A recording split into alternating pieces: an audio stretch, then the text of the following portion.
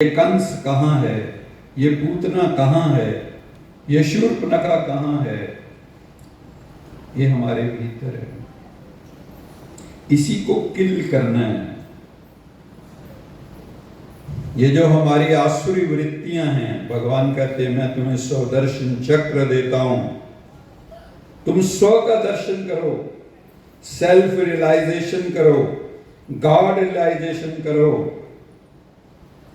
ये सारी आसुरी वृत्तियां जो तुम्हारे भीतर घर कर गई हैं, काम क्रोध लोभ ओंकार ईर्ष्या द्वेष के रूप में, इन सब का वध हो जाएगा अगर वो स्वदर्शन चक्र हम सीख जाएंगे। और ये स्वदर्शन चक्र शास्त्रों में भी लिखा है कि श्री कृष्ण को शिव ने दिया था। तो आज वो स्वदर्शन चक्र भगवान हम सबको दे रहे हैं और अनेक आत्माएं ले रहे हैं। अब हम राम और कृष्ण बने कैसे, थोड़ा सा ये भी देख लेते हैं। आप सब ने, जैसे ये मेरा पड़ा हुआ है, ये लैपटॉप बोलते हैं इसको, क्या बोलते हैं? लैपटॉप से पहले क्या होता था? डेस्कटॉप। पहले क्या होता था? डेस्कटॉप कंप्यूटर होता था, लैपटॉप आ गया। पाम टॉप भी आया था बीच में। पाम मैंने हथेली पे रखा हुआ था कंप्यूटर, छोटा सा आता था। और भगवान ने हमें भी एक कंप्यूटर दिया है। वो कौन सा है? वो है हेड टॉप। ये क्या है? कौन सा कंप्यूटर है? Head top.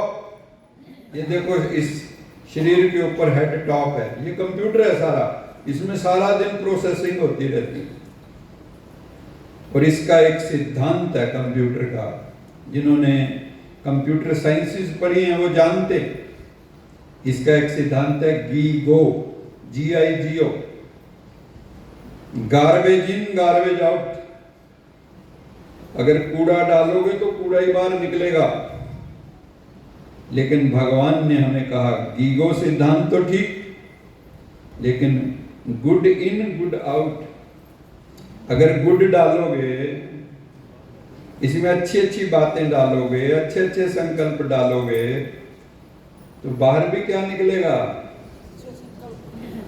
Good out. God in God out. अगर भगवान को डालोगे तो भगवान की बात ही निकलेगी, शैतान को डालोगे तो शैतान की बात ही निकलेगी। इसलिए कैसा बनना है? गुड बनना है, गॉड बनना है, गॉड का बनना है।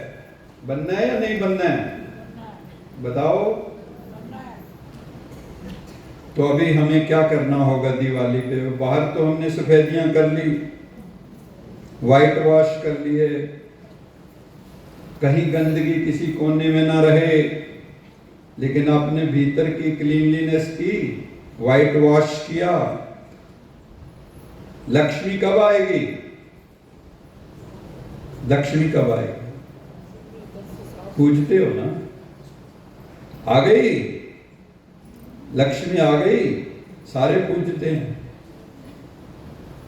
बहुत थोड़ों के पास पहले ही है, पैसे को पैसा खींच लेता है, वो लक्ष्मी उसको बोलते हैं।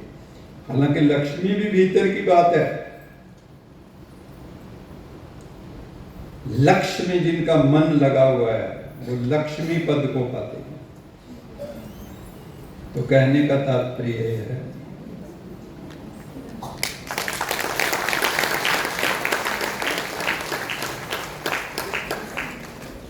देखो लक्ष्मी आ गई।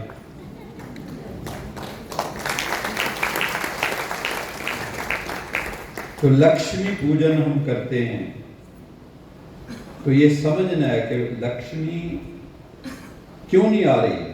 सोचा कभी? चाहे धन के रूप में ही लो तो भी वो पूरी तरह नहीं आती। और आती है तो कौन सी सवारी है कलयुग में? लक्ष्मी की सवारी कौन सी है? बोलो भाई। उल्लू। और दूसरी सवारी कौन सी है? दूसरी सवारी कौन सी है? कमलासनी। कमलासनी कमल के ऊपर बैठी है। तो दो रूप हैं लक्ष्मी के भी। अगर ज्ञान नहीं लिया तो उल्लू बना देगी, और अगर ज्ञान ले लिया तो कमल फूल जैसा बना देगी। कमल फूल जैसा जीवन हो जाएगा। गुरबाणी में भी कहते हैं, ब्रह्म ज्ञानी सदा निर्लेप, जैसे जल में कमल अलेप। जो परमात्म ज्ञानी ईश्वर को जान गया है वो कैसे संसार में रहता है? सदा अलेप, जैसे जल में कमल अलेप, निर्लेप अलेप। उसको कुछ छू नहीं सकता, टच नहीं कर सकता उसको। तो भाई और बहनों, दूसरी बात, लक्ष्मी इसलिए भी नहीं आती क्योंकि तुम नारायण को साथ बुलाते ही नहीं हो। अकेली आएगी आपके घर? आप किसी की पत्नी को अकेली को बुलाओ, आएगी? बताओ, अनइथिकल है। दोनों को बुलाओ, नारायण लक्ष्मी दोनों को बुलाओ।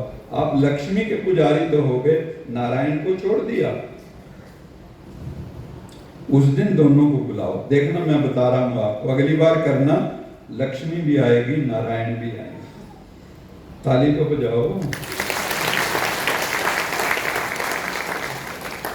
ये जो गिफ्ट वगैरह देते हैं एक दूसरे को, एक्सचेंज करते हैं गिफ्ट को, मिठाइयाँ देते हैं, ये किस चीज़ का प्रतीक है?